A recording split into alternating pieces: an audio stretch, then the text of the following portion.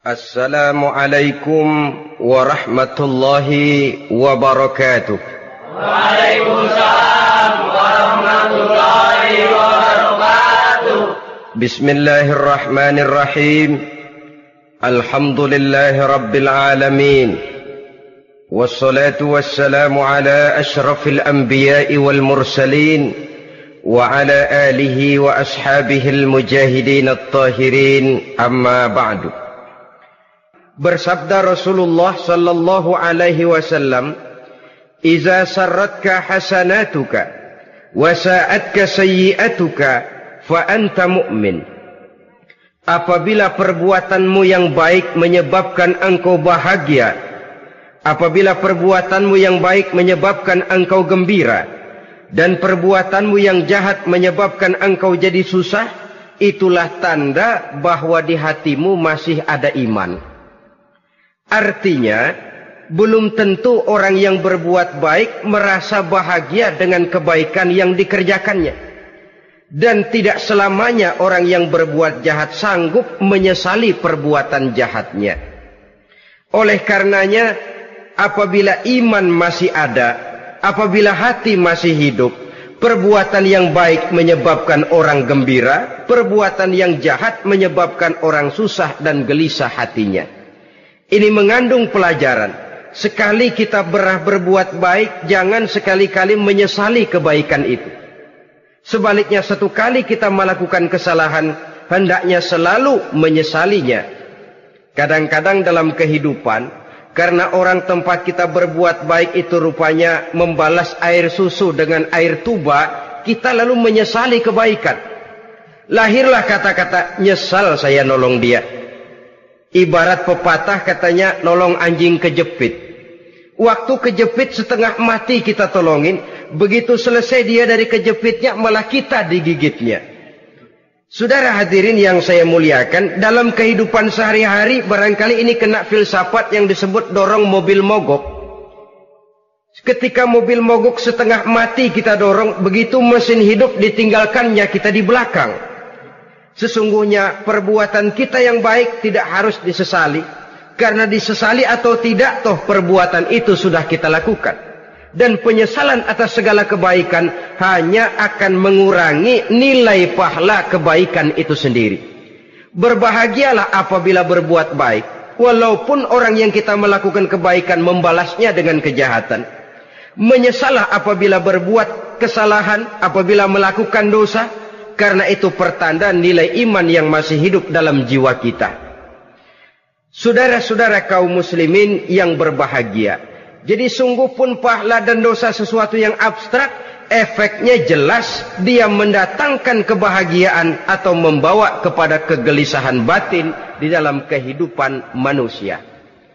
Orang di zaman materialis kurang terangsang berbuat pahala dan terdorong melakukan dosa. Kenapa? Karena pahala tidak kelihatan, dosa tidak nampak.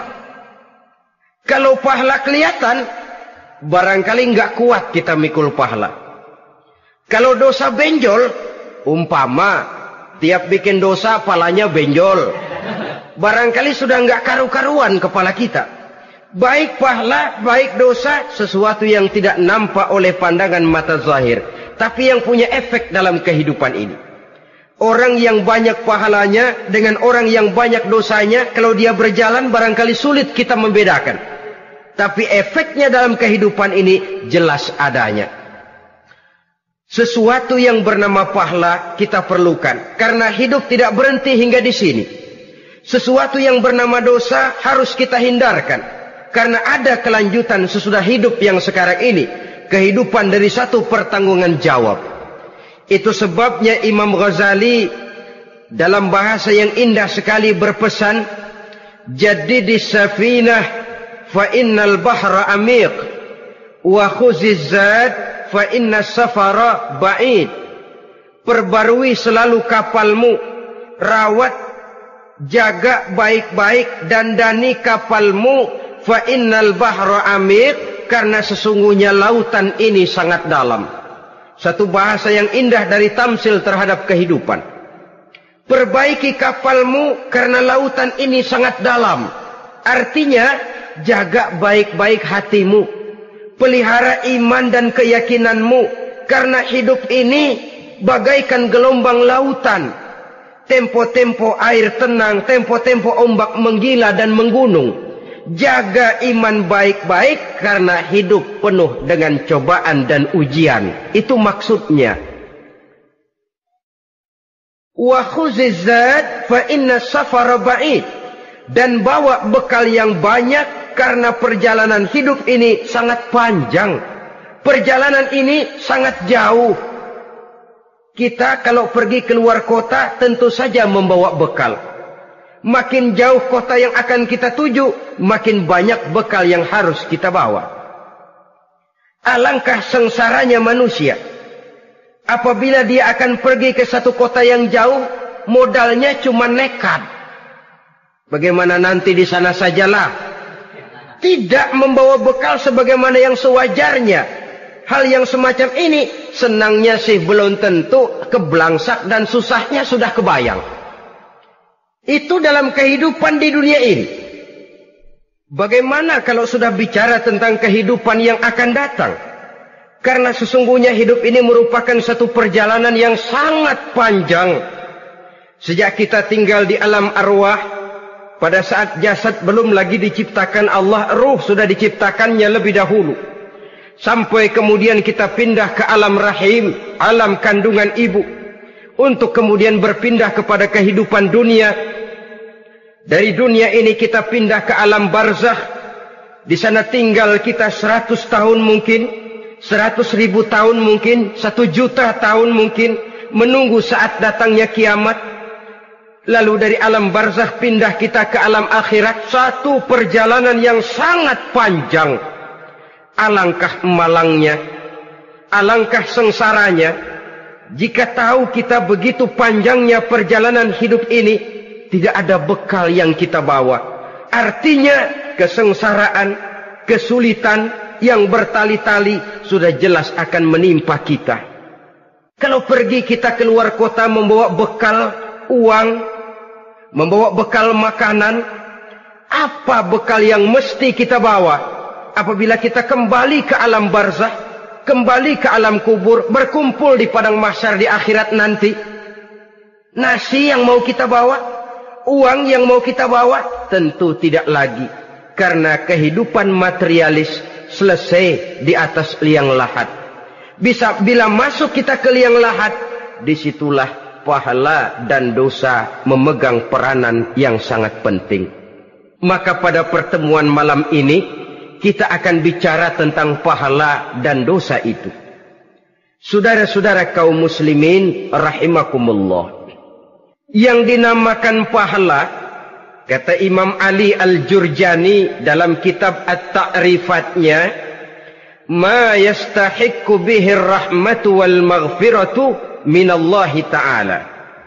Sesuatu yang pelaksananya berhak untuk mendapat rahmah dan ampunan dari Allah. Dengan kata lain, nilai pahala adalah akibat dari perbuatan-perbuatan di dalam melaksanakan perintah dan anjuran yang ada di dalam kehidupan agama. Apabila perintah dan anjuran kita laksanakan, nilai pahala itu lalu datang. Nah, nilai pahala dalam Islam, menurut konsepsi Quran, Allah menjelaskan, man jaa bil hasanati falahu asyru amsalihha. Barang siapa yang datang membawa satu kebajikan, barang siapa yang melaksanakan satu kebaikan, maka dia akan mendapat balasan 10 kali dari kebaikan yang dikerjakannya. 10 kali ini pun masih dilipat gandakan dengan 7. 7 ini pun masih dikalikan 100. Dan itu pun masih ditambah dengan pernyataan, wallahu yudha'ifu liman yasha.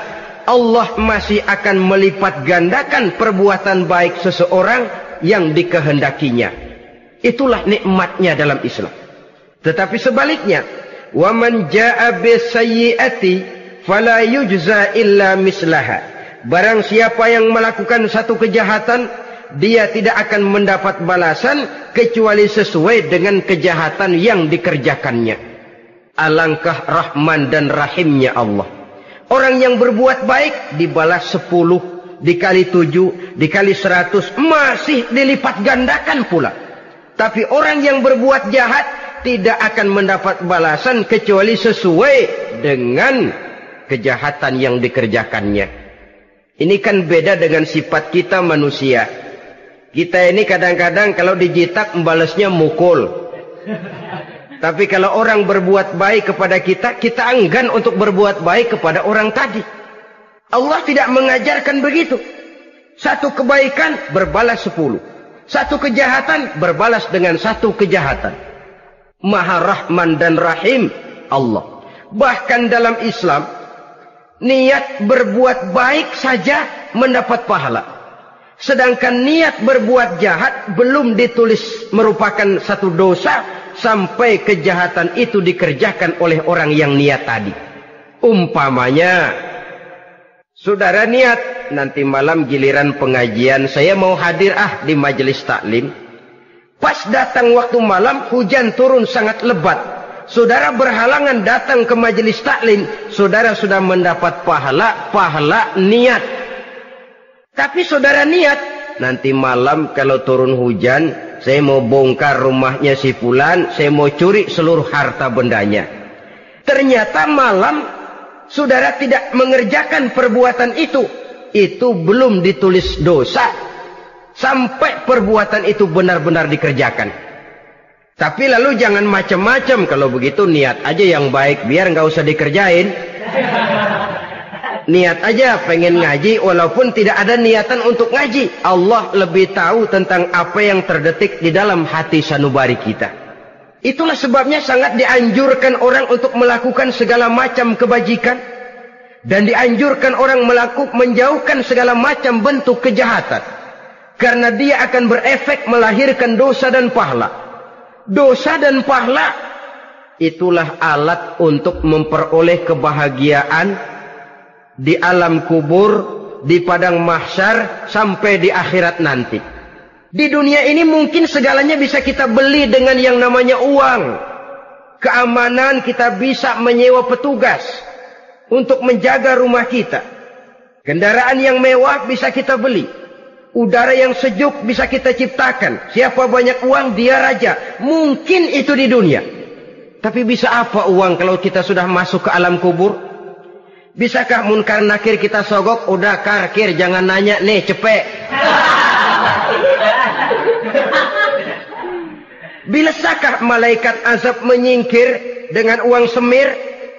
Ternyata tidak. Untuk memperoleh kebahagiaan di sana, nilai pahala. Kesengsaraan akan kita dapat kalau kita banyak menumpuk dosa. Oleh karena itu jangan beranggapan, pahala nggak kelihatan, dosa juga nggak kelihatan, biarin saja. Yang tidak kelihatan ini pada waktunya akan memegang peranan yang sangat penting. Tapi tidak cuma untuk menghadapi hidup di situ, kita lalu harus berbuat baik dan meninggalkan yang jahat. Terutama juga di dunia ini. Toh pepatah bilang gajah mati meninggalkan gading, harimau mati meninggalkan belang. Apa yang akan kita tinggalkan setelah kita mati? Kita ingin jasad kita boleh hancur terkubur tanah, tapi nama kita ingin hidup terus, dikenang orang 100, 1000, bahkan 1.000.000 tahun yang akan datang. Ditulis orang dengan tinta emas dalam sejarah, tercatat kita sebagai orang baik-baik. Saudara-saudara kaum muslimin rahimakumullah. Lalu perbuatan apa yang bisa mendatangkan pahala itu? Saudara-saudara, semua perbuatan yang diperintah dan dianjurkan oleh Allah, yang dikerjakan dengan ikhlas hanya untuk mencapai ridho Allah, mendatangkan pahala. Kadang-kadang menurut pendapat kita remeh, tapi nilainya di sisi Allah besar. Itu pahala. Menghitung pahala itu hak prerogatif Allah. Perbuatan yang ringan Allah mau berikan ganjaran yang besar, itu urusan Allah. Misalnya, kata Nabi, la tahkiranna minal ma'rufi syai'an. Jangan kamu menganggap remeh perbuatan baik walaupun kecil. Jangan merasa sulit melakukan perbuatan yang mengandung pahala. Bertemu dengan teman, muka kita cerah, berpahala. menyingkirkan duri di jalanan berpahala, menolong orang yang sesat, memberitahu orang yang bertanya berpahala. Tidak sulit kalau kita mau. Yang diperintah dan dianjurkan oleh agama itu perbuatan yang mengandung nilai-nilai pahala. Masalahnya cuma tinggal mau atau tidak dan dikerjakan dengan ikhlas. Bertemu teman mukanya cerah, pahala. Menyingkirkan duri di jalanan, pahala. Sedekah, pahala. Tidak berupa perbuatan, bisa berupa ucapan. Misalnya bersolawat, pahala. Bertasbih dan bertahmid, pahala. Kata Nabi, kalimatani khafifatani 'alal lisan, saqilatani fil mizan. Ada dua kalimat yang enteng di lidah tapi berat di timbangan akhirat nanti. Apa itu? Subhanallah walhamdulillah. Itu kan amalan yang ringan, perbuatan yang mudah saja, tapi nilainya demikian besar dalam pandangan Allah.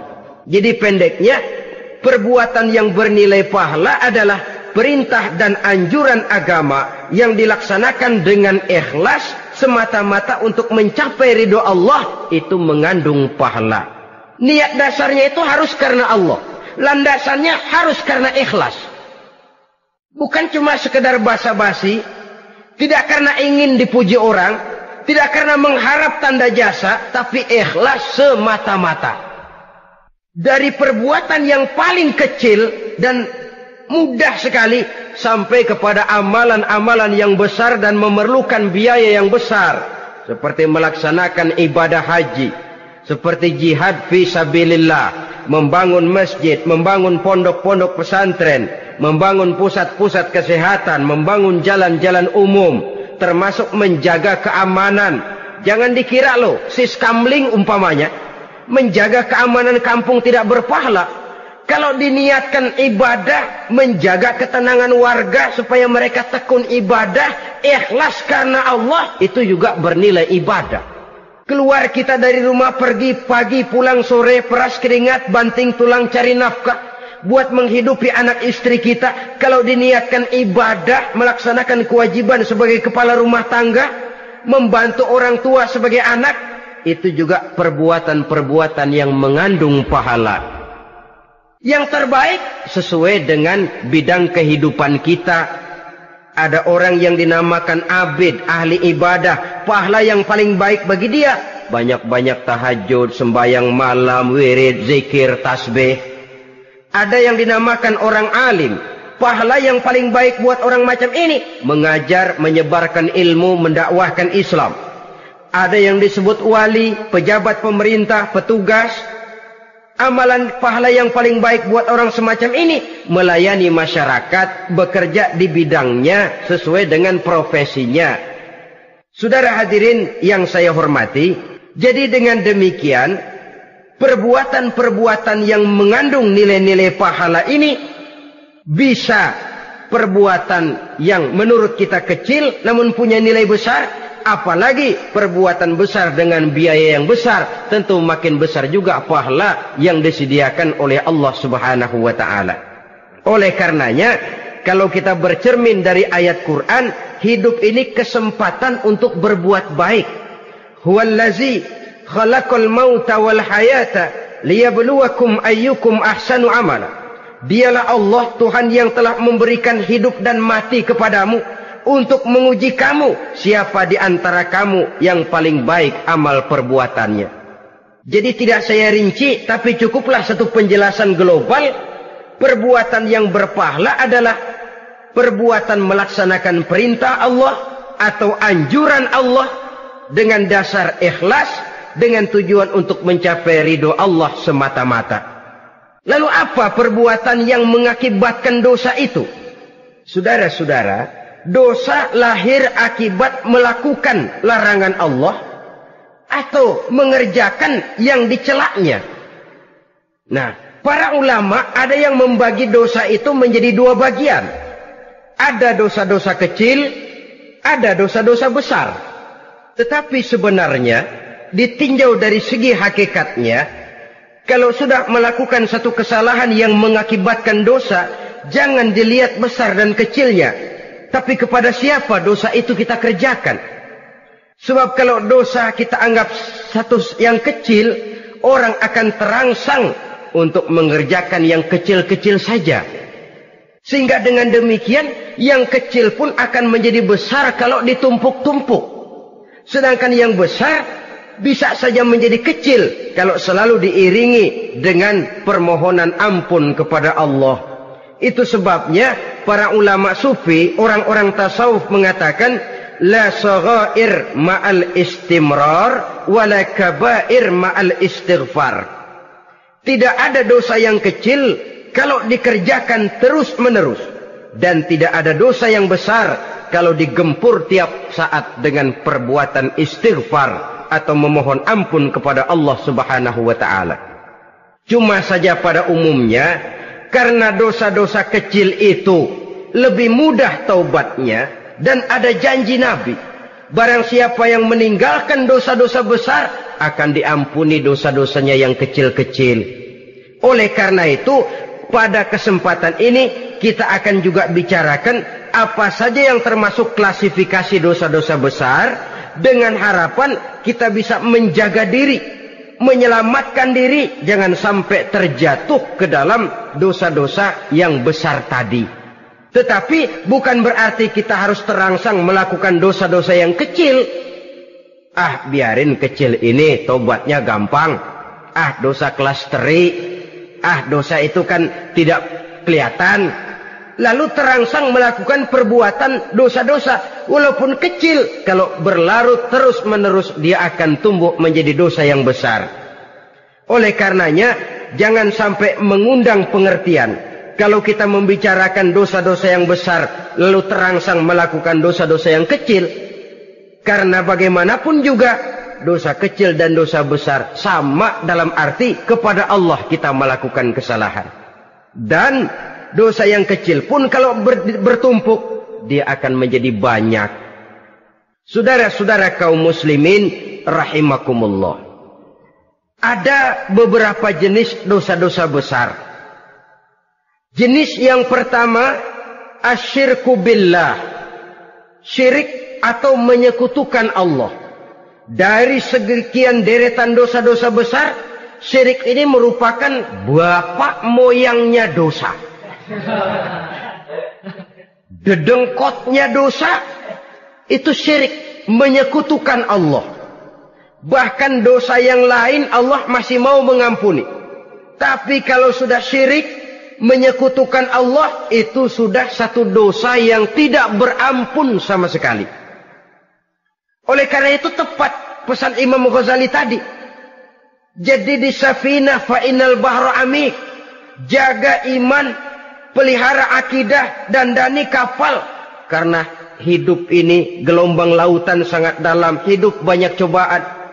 Di dalam hidup di zaman sekarang ini, saudara bisa perhatikan, di mana tensi ekonomi tinggi, lapangan kerja sulit, persaingan hidup makin tajam, sifat egois dan individualis tumbuh di mana-mana, rasa solidaritas sosial menurun, sifat gotong royong musnah.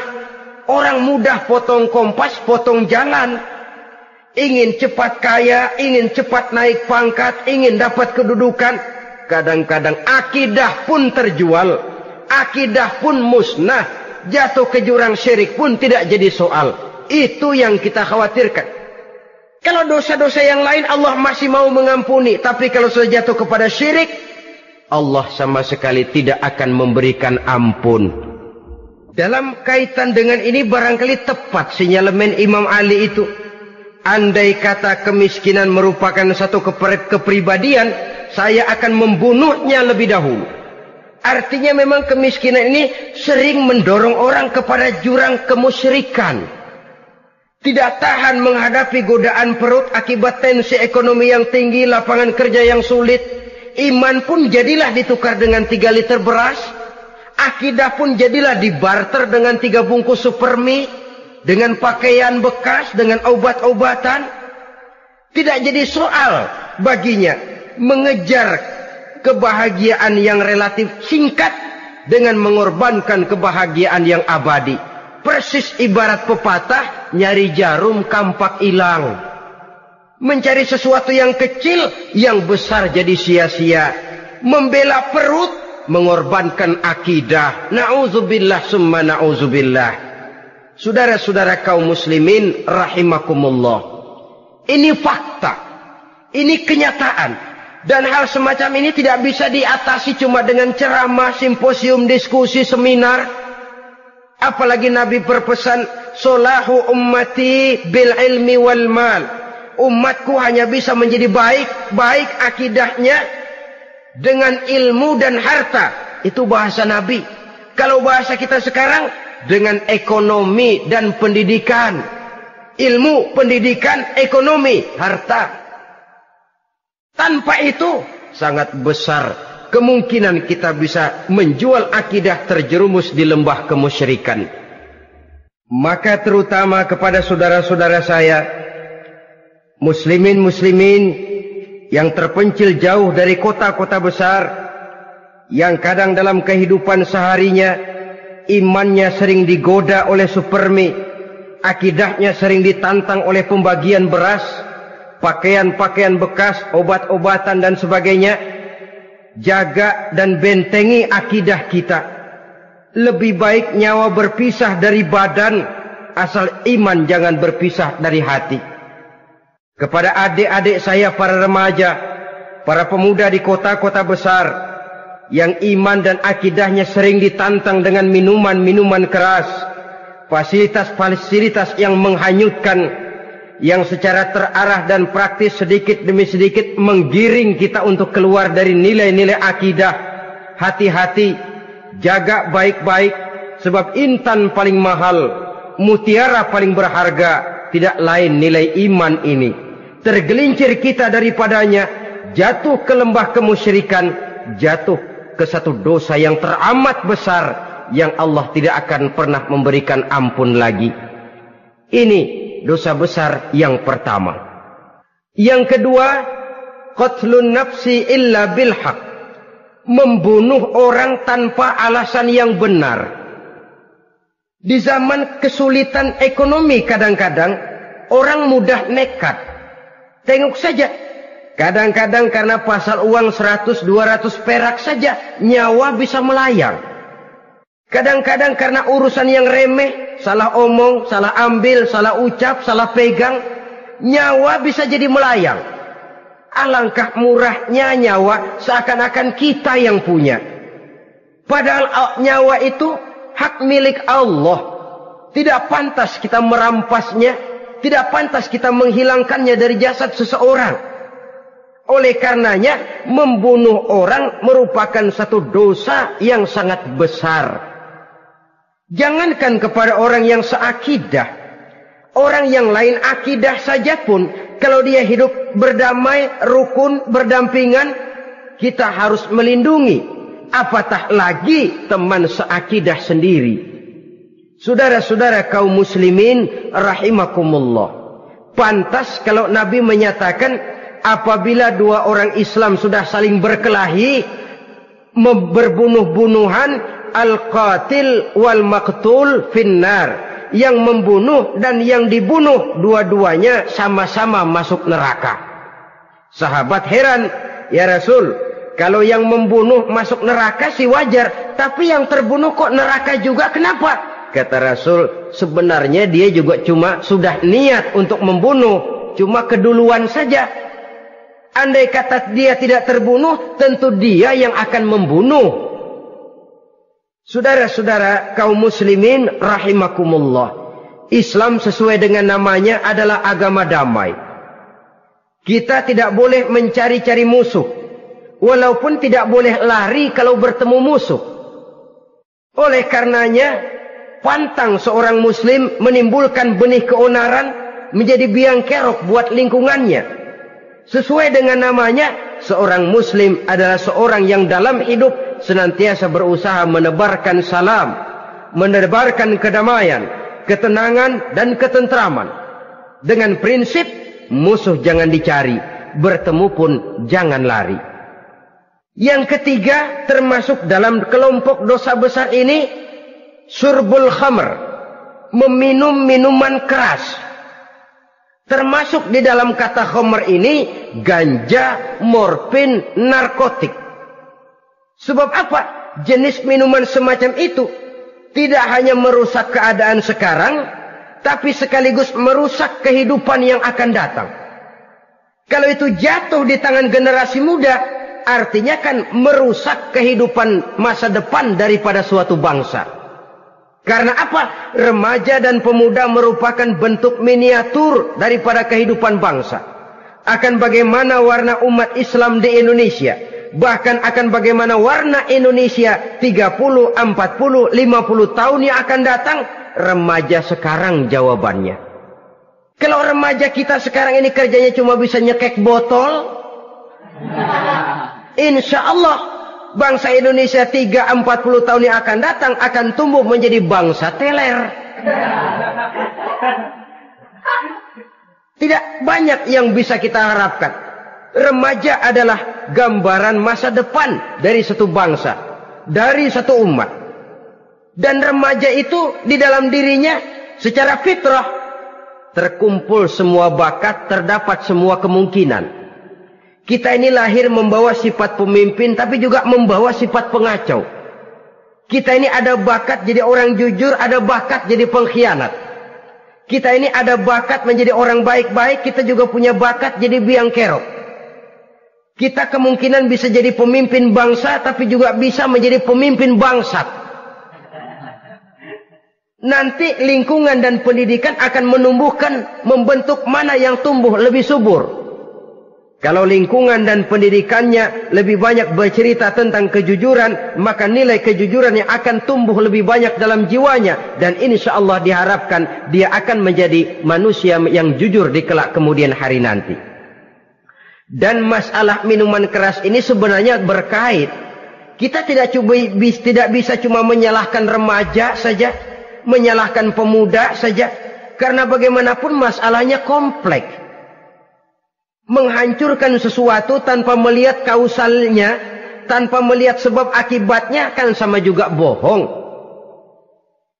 Kemungkinan karena broken home, kemungkinan karena pergaulan, kemungkinan karena kurang perhatian orang tua, kemungkinan karena akibat bacaan, tontonan, atau fasilitas berupa dibukanya pabrik-pabrik minuman keras, dijualnya minuman-minuman keras, di warung-warung yang remang-remang, yang memberikan kenikmatan, kebahagiaan, dan kebanggaan tersendiri, sehingga akhirnya orang terangsang untuk datang dan minum di sana. Pada dasarnya memang sepele. Cuman minum, nggak ngerugiin orang lain kan? Iya, pada waktu minum. Tapi dikala sudah mabuk, out of control, apapun bisa kita lakukan. Yang kita ucapkan kita tidak sadari lagi, yang kita kerjakan tidak kita sadari lagi. Dikala itu segala macam kejahatan bukan sesuatu yang tidak mungkin untuk kita laksanakan. Nggak ngerugiin orang lain, memang pada saat mau minum. Tapi begitu minum, mabuk, kita bisa merugikan orang lain. Setidaknya merugikan diri sendiri.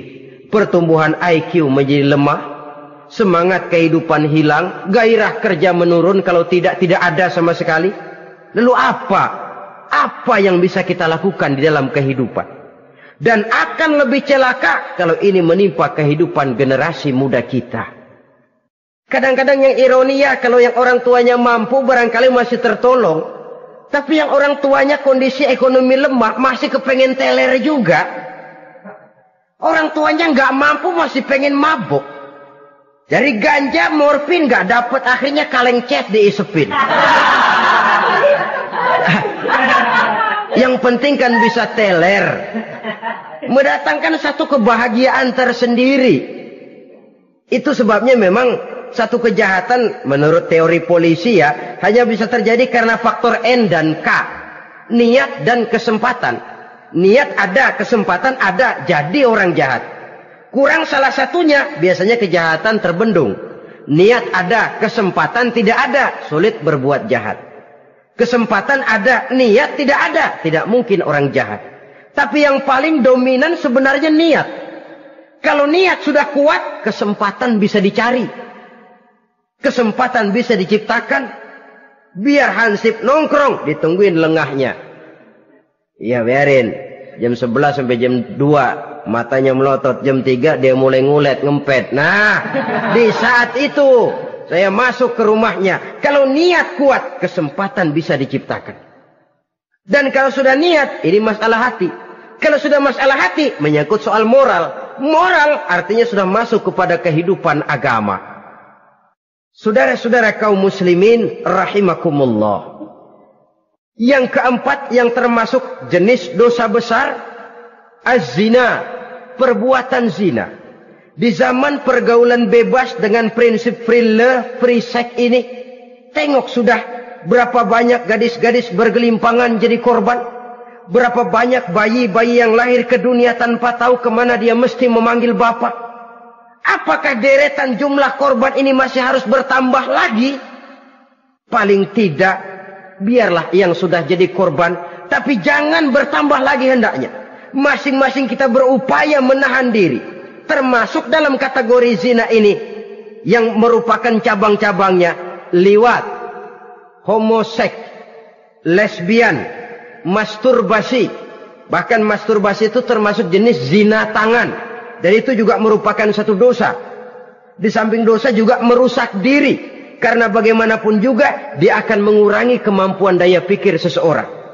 Maka agama memberikan jalan keluar. Pesan Nabi, ya ma'syara syabab, man istata'a minkumul ba'at falyatazawwaj. Hai para pemuda, kata Nabi, barang siapa di antara kamu yang sudah bisa ba'at, yang sudah mampu ba'at. Ba'at itu artinya memberikan nafkah. Baik nafkah zahir maupun nafkah batin, falyatazawwaj, maka hendaklah dia kawin. Jadi yang maksud ba'at ini ya nafkah zahir, ya nafkah batin. Kita kadang-kadang cuma bisa ngasih nafkah batin saja sudah merasa pokoknya kan saya sanggup untuk kawin, lalu kawin tanpa dengan kehilangan pertimbangan. Saudara-saudara, wa illam yastati', adapun kalau dia belum mampu, fa alaihi bisyam, hendaknya dia banyak puasa. Fa innahu lahu wija, karena puasa itu akan merupakan benteng jangan sampai orang memperturutkan hawa nafsunya. Andai kata puasa belum hobi, banyaklah olahraga para pemuda, para remaja. Karena dengan olahraga, pemikiran untuk memperturutkan hawa nafsu agak sedikit terkendali dan energi tersalurkan dalam bentuk yang positif. Pendeknya kreatif, banyak kegiatan. Ini pesan Imam Syafi'i tepat itu. Kata beliau, inni ra'aitu wuqufal ma'i yufsiduh in sala taba wa illam yajri lam yatib. Aku melihat air kalau diam rusak, tapi kalau dia mengalir jernih. Air kalau ngendap nggak ngalir, nyamuk nyarang di situ, bisa jadi sumber penyakit. Manusia hidup begitu. Kalau nggak punya kegiatan, nggak kreatif, kerjanya cuma delohom, ayam-ayam, akhirnya jadi ngerusak. Ngomongin orang, si ano ngapa, ano. Kebangetan nggak ngapa-ngapain, orang aja dipontenin. Orang diomongin, lahirlah namimah, lahirlah ghibah. Saudara-saudara, air itu kalau ngendap ada aja yang nyarang. Tapi kalau dia ngalir, orang ada kesibukan, insya Allah dia tidak akan jatuh kepada sesuatu yang bisa mengundang dosa. Isilah waktu dengan hal-hal yang bermanfaat. Karena hidup ini singkat dan tidak berjalan mundur ke belakang. Mundur hancur, berhenti diinjak orang. Sekali melangkah, jangan surut mundur ke belakang. Homoseks, terlepas dari penyakit kejiwaan. Sekarang ini kan sudah ada persatuan kaum gay katanya. Meminta perlakuan yang sama dan agar dibolehkan kawin sesama mereka. Secara manusiawi boleh. Secara manusiawi kita hargai mereka.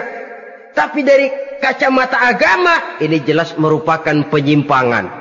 Dan penyimpangan merupakan suatu dosa. Terlepas dari pertimbangan manusiawi. Jangan karena terlalu memperturutkan suara manusiawi, lalu kita mengesampingkan agama.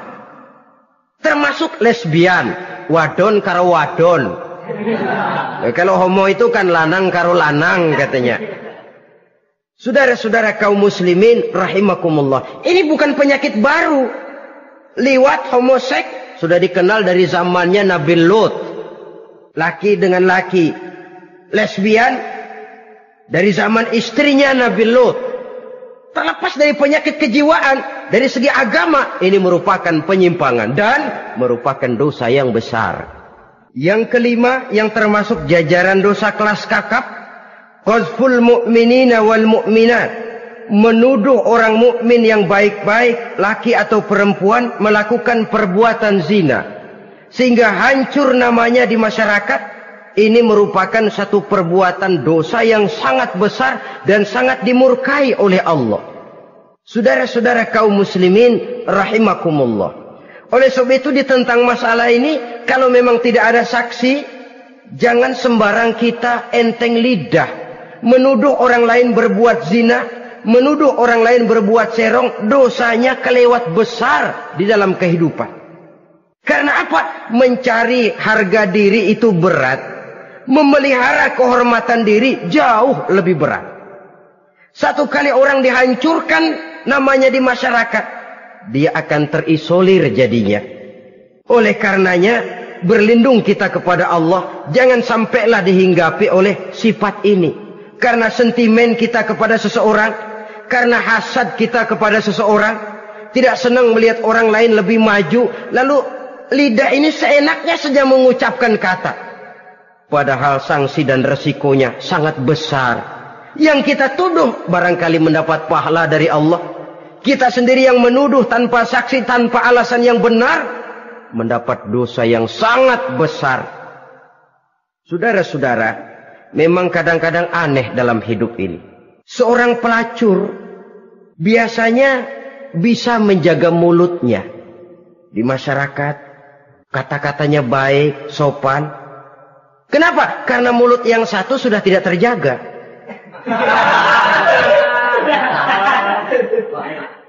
Kita kadang-kadang kehormatan bisa kita jaga, tapi mulut tidak terkontrol. Ngomong saenake dhewe, bikin orang mangkel, kesal, fitnah sana, fitnah sini, menghancurkan nama baik orang, ngomongin yang macam-macam. Bagai-bagai macamlah caranya. Saudara-saudara kaum muslimin yang berbahagia. Jadi dengan demikian, menuduh orang lain berbuat zina, sedangkan orang itu tidak pernah melakukannya, ini termasuk satu dosa yang sangat besar di dalam kehidupan ini.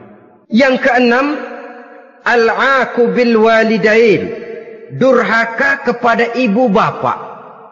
Seorang anak, bagaimanapun banyak nilai ibadahnya, banyak kebaikan di masyarakat, menyandang berbagai macam gelar, pangkat dan jabatannya tinggi, tapi kalau sudah durhaka kepada kedua orang tuanya, alamat hidup tidak lagi membawa keberkahan.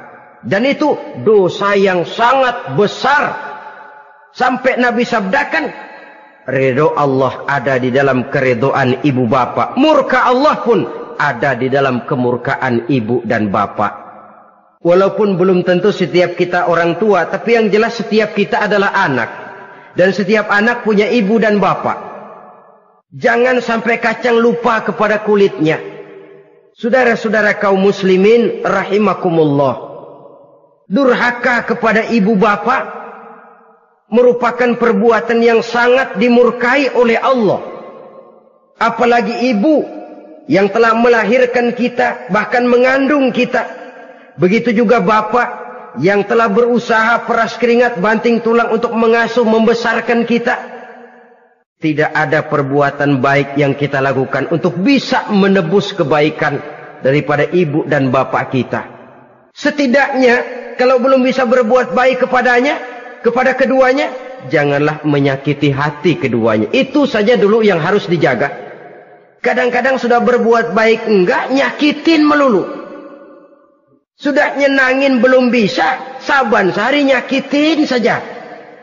Padahal kedua orang tua itu doanya manjur, sebagaimana sumpahnya juga bisa jadi kenyataan. Dan sering bahkan menjadi kenyataan. Sampai ibu bapak sudah wafat, sudah meninggal sekalipun, kewajiban berbakti masih harus terus dilakukan oleh seorang anak. Lalu yang ketujuh, at-tawalli yaumaz zahfi, berpaling pada hari pertempuran. Orang sedang sibuk-sibuk menghadapi musuh, maksudnya berjuang membela agama ini, dia lari menyelamatkan diri. Pengecut, mental munafik. Ayo, kalau demi agama, mari kita maju ke depan. Allahu Akbar. Yang besar Allah, yang lain kecil semua. Maju. Orang lain maju serentak, dia mundur jauh ke belakang. Mental munafik, mental calo istilah sekarang ini. Oh, itu calo, mental calo. Tuhan gedek banget itu. Coba ya, calo itu paling sibuk nyuruh penumpang naik. Tapi sementara penumpang naik sampai ke tempat tujuan masing-masing, calonya nggak kemana-mana, diem aja di situ. Cuma orang aja disuruh naik. Saudara-saudara, kerja bakti, orang turun kecomberan, dia naik ke tempat tidur. Mundur di hari pertempuran, menyebabkan orang lain gugur, dia sendiri menyelamatkan diri. Mental pengecut, mental munafik, itu merupakan dosa yang sangat besar. Saudara-saudara kaum muslimin rahimakumullah. Itu sebabnya agama itu memerlukan keberanian. Memang, tapi bukan keberanian yang tanpa perhitungan. Sebab berani tanpa berhitung namanya berani babi. Kita berani kalau benar, kita harus takut kalau salah. Jangan dibalik. Salah berani, nekat namanya. Benar takut, pengecut namanya. Orang yang pengecut adalah orang yang takut membela kebenaran. Orang yang nekat sesungguhnya udah salah nggak malu lagi. Udah salah nekat lagi. Merasa rugi berbuat kebaikan, puas kalau berbuat kejahatan. Padahal Nabi pesan, siapa yang berbuat dosa sambil tertawa, nanti dia akan masuk neraka sambil menangis. Karena itu dipesan pula di dunia ini, sering-seringlah mencuci mukamu dengan air mata taubat. Cuci lidahmu dengan zikir kepada Allah. Bersihkan hatimu dengan air ikhlas. Saudara-saudara kaum muslimin rahimakumullah. Kan ada toh orang berbuat baik nggak gembira, tapi berbuat jahat malah puas. Atau sama saja orang lain berbuat baik, hatinya kesel. Orang lain berbuat jahat, dia malah mendukung. Atau orang lain tergelincir berbuat jahat, dia malah girang. Ini kan tidak objektif. Karena yang berbuat baik, orang yang dia keselin, dia nggak seneng. Tetapi karena yang berbuat jahat, orang yang dia senengin, dibenerin juga. Itu nggak objektif namanya. Mundur di hari pertempuran pada saat saudara-saudara kita sedang menghadapi musuh, sikap pengecut yang sangat dibenci Allah. Yang kedelapan, termasuk kelompok dosa besar, aklu malil yatim, makan harta anak yatim. Kadang-kadang ada orang mengeksploitir loh nasib anak-anak yatim. Karena biasanya para dermawan peka kalau mendengar nasib yatim, memberikan santunan. Si yatim belum makan, yang ngurusin udah pada kenyang. Mengeksploitir, memakan harta anak yatim termasuk dosa yang sangat besar. Sehingga Nabi pesan, ana wa kafilul yatim kahataini yaumal qiyamah. Aku dan orang yang menyantuni anak yatim seperti dua jari ini di hari kiamat. Rumah yang paling dimuliakan Allah adalah rumah yang di dalamnya ada anak yatim yang hidupnya dihormati, hidupnya disantuni, keperluannya dicukupi. Maaf saja, tahap kita menyantuni anak yatim ini baru tahap setahun sekali. Kalau Muharram kita agungkanlah, kita besarkan. Lebaran yatim katanya. Kita kumpulkan dana, kita usap kepala yatim, kita kumpulkan beras, kita bagikan hari itu. Perkara bulan depan kelaparan, kita tutup kuping. Perkara bulan berikutnya dia kelaparan, kita masa bodoh. Bahwa di bulan Muharram kita santuni yatim piatu itu sudah baik. Tapi akan lebih baik lagi kalau kita sanggup menjadi bapak asuh mereka, memikirkan sekolah mereka, ada kontinuitas. Kalau mereka diasuh oleh orang lain, lalu bertukar agamanya, berpindah akidahnya, kita ngomel habis-habisan. Tapi kita ada kemampuan, kita tidak mau berbuat semacam itu. Ya sama juga bohong namanya. Saudara-saudara kaum muslimin rahimakumullah. Orang yang menyantuni yatim mendapat pahala besar. Tapi orang yang mengkorup harta anak yatim, dosanya juga sangat besar. Berhati-hatilah kalau kita diberikan kepercayaan oleh masyarakat untuk mengurus anak-anak yatim. Karena pahalanya besar, resikonya juga besar. Yang ke-9, syahadatuz zur, sumpah palsu. Sebab sumpah palsu ini menggunakan nama Allah untuk sesuatu yang tidak benar. Nama kita saja dibawa untuk yang tidak benar, kita jengkel. Nama kita dipalsukan untuk sesuatu yang tidak baik, kita kadang-kadang jengkel, tidak puas jengkel, menuntut melalui saluran hukum. Kenapa? Nama saya dicatut. Bagaimana lagi kalau nama Allah kita pakai untuk bersumpah, sumpahnya palsu, menguntungkan kita, merugikan orang lain, Allah murka betul. Maka sumpah palsu termasuk deretan dosa-dosa besar. Apalagi yang ke-10, aklur riba, makan riba alias renten. Ini kan yang cepat mendatangkan uang. Kadang-kadang kalau yang bikin riba itu orang awam barangkali, ya masih kita maklumi. Kadang-kadang penyakit ini datang menimpa mereka juga yang kita kenal kebaikannya. Bahkan suka datang ke musola, rajin ke masjid kadang-kadang. Riba masih dimakannya. Karena cara cari duit paling enak. Duit utuh, tambahnya terus masuk. Na'udzubillah summa na'udzubillah. Itu yang diibaratkan dalam perjalanan Mi'raj. Waktu Nabi diperlihatkan neraka. Orang perutnya sebesar rumah, dililit ular. Diseret-seret itu hancur perutnya. Dibulatkan lagi, diseret lagi, hancur lagi. Dibulatkan lagi, terus menerus begitu. Dia berteriak, mengerang, mengeluh, mengaduh kesakitan. Nabi tanya, itu apa Jibril? Itu contoh dari umatmu yang suka makan riba Muhammad. Makan renten. Saudara-saudara, ini kan mencekik leher orang. Orang sedang kesulitan. Kelihatannya sih baik, menolong. Tapi di belakang menolong itu nyekek. Di belakang nolong itu nyekek. Dan nyekek itu sebenarnya tujuan utamanya. Orang yang menjalankan riba pada dasarnya tidak punya perikmahan kemanusiaan kok. Kalau dia kelihatannya mau menolong, kelihatannya motifnya mencari untung di belakang itu. Jauh dari kemanusiaan. Yang ke-11, saudara-saudara, termasuk jajaran dosa besar itu, qat'ur rahim, memutuskan silaturahmi. Marah, hobi sama marah. Kalau 3 hari nggak marahan sama orang, ngebet palanya. Selalu nyari gara-gara. Kalau udah marah berlaku perpanjangan waktu. Tahun, 2 tahun, kadang-kadang seumur hidup. Saudara hadirin yang saya muliakan. Apalagi mengurangi timbangan termasuk kelas dosa besar. Makan suap termasuk dosa besar. Semir menyemir dosa besar. Apalagi bunuh diri. Nah ini, bunuh diri dosa besar. Kadang-kadang karena sulit nekat. Daripada hidup susah mendingan mati sekali.